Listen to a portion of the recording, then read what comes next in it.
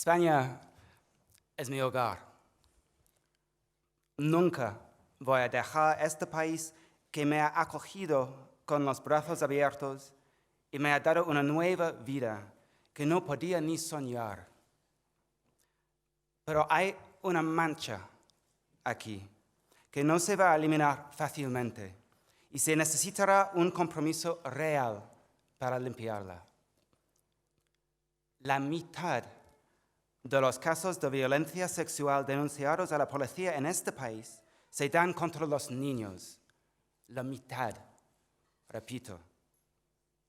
En lo que respecta al abuso sexual, el sistema judicial de este país está tan maltrecho como las víctimas a las que pretende proteger. Hay innumerables pederastas sueltos por las calles que no puedan ser procesados aun cuando han confesado sus crímenes, debido a las limitaciones del sistema judicial. A pesar de que una estimación conservadora habla de abusos en un 20% de los niños, hay tan solo unos 200 pederastas convictos en las prisiones de toda España. La Iglesia protege a los violadores de niños. Los políticos ignoran la situación. Las víctimas carecen de apoyos, las escuelas a veces cubren o esconden estos dramas, los periodistas infravaloran esta lacra y los policías están maniatados por nuestras leyes. Sin embargo, como algunos ya sabéis, hay una nueva ley de protección de la infancia contra la violencia, que está lista para ser presentada en el Congreso para su aprobación. Y cuando se apruebe, no solo se va a mejorar drásticamente la situación a todos los niveles, pero también va a convertir a España en el primer país del mundo en la protección de los niños. Número 1, en el mundo. El proyecto ha estado esperando más de un año y sigue sin ocurrir nada. Hace 14 meses, el señor Sánchez me miró a los ojos y me prometió que aprobaría esta ley. Y todavía seguimos esperando. Señor Sánchez, señor Casado, señor Abascal, señor Iglesias, ustedes representan a su país, mi hogar. Hay innumerables excusas y pretextos a los que recurrir para explicar por qué esta ley aún no se ha aprobado. Pero reto a cualquiera en esta sala a presentarse en el escenario y dar un solo motivo válido que explique por qué estamos esperando todavía. Ha llegado un punto en el que tenemos que aceptar que, aunque los niños no voten, no pagan impuestos, tenemos que actuar. No el año que viene, no tras un largo periodo de consultas, no después de debatir con asesores, comités o consejeros. Hay que hacerlo ya. Todos sabemos que si aquellos en el poder realmente quisieran que sucediera esta ley, podría presentarse en el Congreso extremadamente rápido. Me pregunto qué tan rápido actuarían si, Dios no lo quiera, alguno de sus hijos sufriera tanto como yo sufrí en mi escuela. Me violaron demasiadas veces cuando era un niño.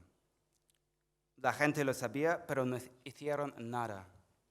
Tengo en mi espalda varillas de titanio porque un hombre que me triplicaba en tamaño me rompió la espalda cuando me folló repetidamente durante años. Es demasiado tarde para mí, pero os garantizo que para nuestra vergüenza colectiva, lo mismo le está ocurriendo en este momento a demasiados de nuestros niños y niñas. Os lo garantizo. Mi madre murió hace un par de meses. Antes de morir me escribió una carta que me dieron solo tras su muerte. No lo he compartido con nadie, pero dadas las circunstancias, quiero leeros solo un párrafo de la misma. Todavía te veo en tus inicios, querido James. Un inicio maravilloso y colosal que te has construido tú.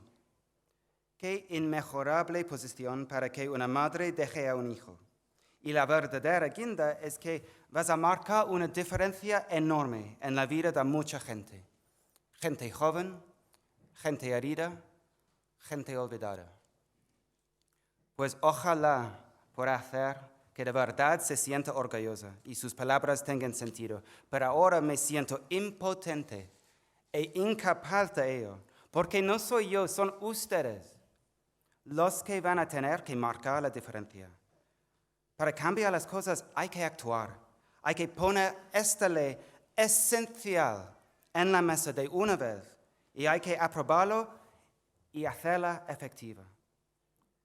Sé perfectamente que el panorama político puede ser divisivo, ahora más que nunca al parecer. Pero seguramente si hay una cosa que nos puede unir a todos, es esta. Hagan de esta ley el primer acto legislativo del nuevo gobierno, por favor. Acepto este premio no por mí mismo, sino por la promesa de lo que ruego suceda en las próximas semanas y meses. Y para aquellos niños que, como yo, han tenido que sufrir en manos de monstruos. Gente joven, gente herida, gente olvidada. Están esperándonos. Y a los aquí presentes que realmente tienen el poder de cambiar las cosas, les pido, pónganse a trabajar en ello de una vez por todas. Por favor. Pues tenemos un piano aquí. Andrés, como siempre, me pregunta si tocaría una pieza y por supuesto que sí. Si pudiera elegir una banda sonora para esta noche, sería esta pieza.